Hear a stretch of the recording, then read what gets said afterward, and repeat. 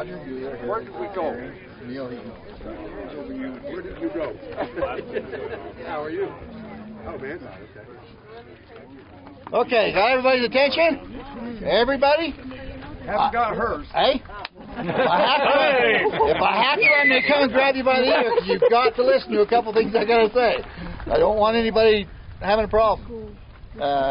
Mainly because this road, they just graded it. I apologize for the dust. They're just grading it, so it's extremely dusty. How many miles do we expect to go today? Okay, today we're going to go 98 miles.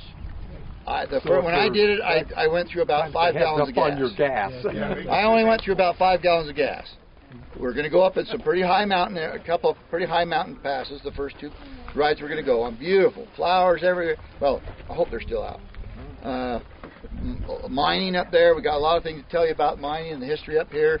And then we're going to, like I say, we're going to stop at the Box Y, and they're going to give us a little spill about the Box Y. If you want to learn anything about that, in case anybody's interested. Did anybody have a medical condition that we have to worry about? I think most of us. Well, did you say mental? Yeah, I didn't say mental. Let's not get personal here. And whoever gets lost has to wash everybody's machine. Okay?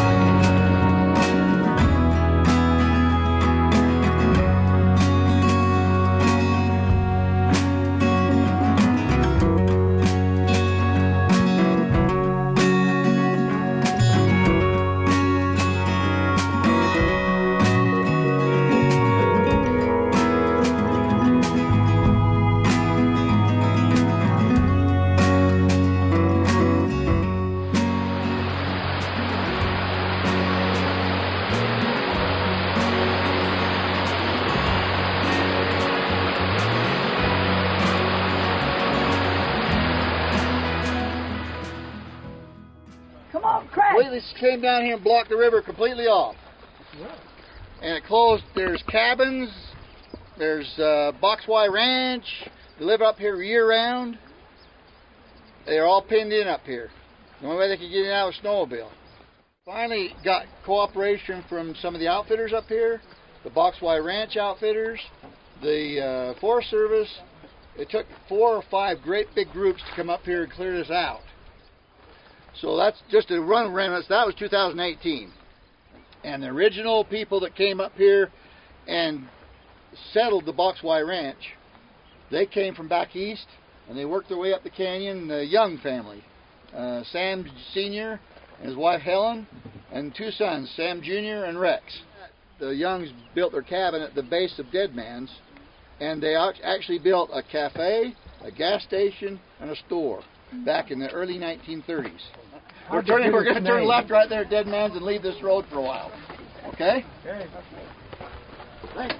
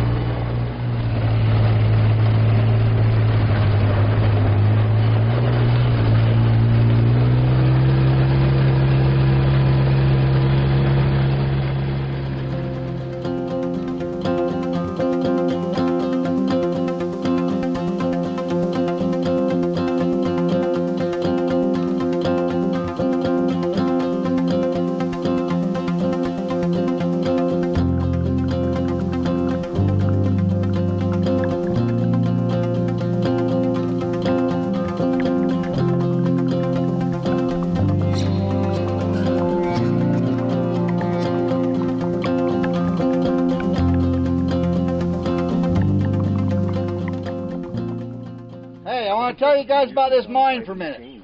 Okay?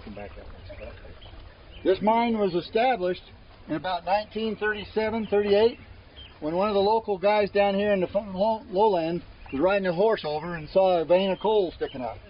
And 5 people decided to stay up here and mine through the winter. Well, there was a large explosion. Blew the mine completely, caved it in. Killed all 5 of the workers in there. Well, one of them's wife was here in the tent.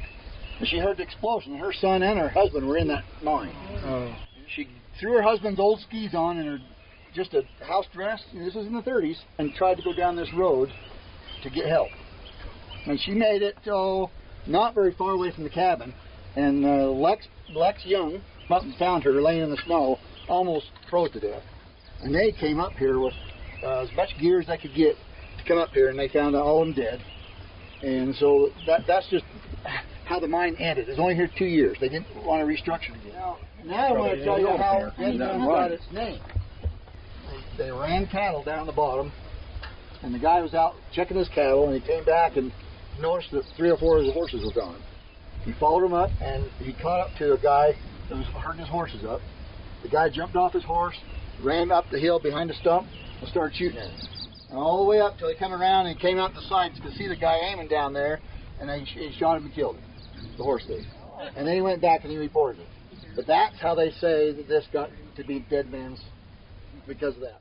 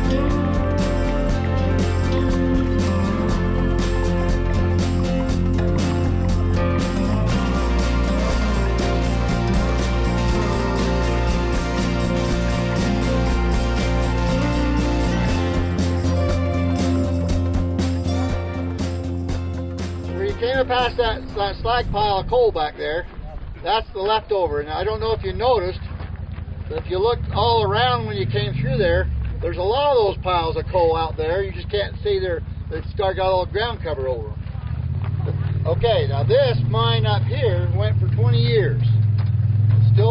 the Bell Coal Company, but there used to be 100 people that lived in a town up here, right there, where you came through all that coal. 100 people lived there. Now it's just the miners.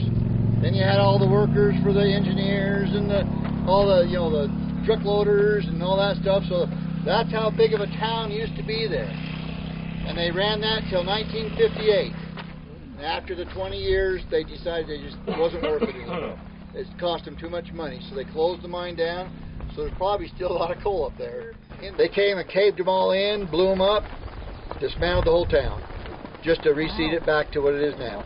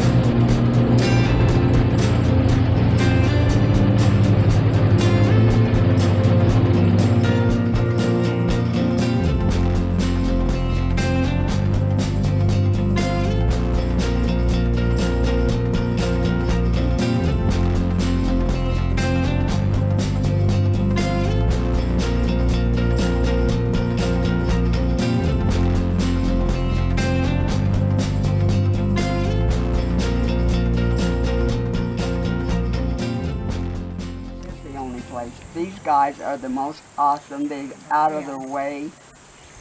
What awesome memories. They're just awesome people. And a cookie for... Yep. It's just an awesome place.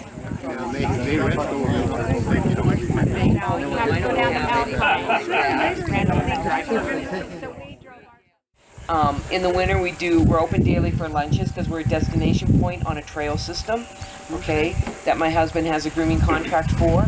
So a lot of people come from town on their snowmobiles, come in, can have lunch from 11:30 to 3 with us, and then turn around and go back out. And then I do overnight accommodations. We also do guided horseback rides out of here. Most of everything else that we do out of here, people do on their own, okay, like the ORVs with this new trail, which it sounds like some of you are going to take off on, which is absolutely gorgeous. You can get on my website. It's not up to date right now, my prices, because of everything that's going on, okay? But it's boxylodge.com. We did take pictures of your daughter's wedding that she had in there. She showed her book. Very beautiful. Yeah. Beautiful setting for a wedding. Yeah. Her daughter just got married last year. Yeah. Beautiful. Thank you. Yeah, she got married last June, so. And we just had a wedding last weekend, too. Oh, did you? Yeah, so we usually have a wedding at least once a month, so. That's about all I can handle. I'll bet. Well, I know the horse I got to ride was Clyde. I believe that's her husband's horse. It is. A very gentle horse to ride. Did you tell her what you felt like the next Horses day? used to get tell that I'm a little nervous around horses. And he didn't even try to buck me off or nothing. He better not. We didn't Of course, you know, my husband was on a horse ride yesterday, and that's why he's not here today, because he ended up having an accident, and he had to go in, for a CT scan, but he's doing all right. He just broke his nose. That's all right. Well, enjoy your time in Alpine.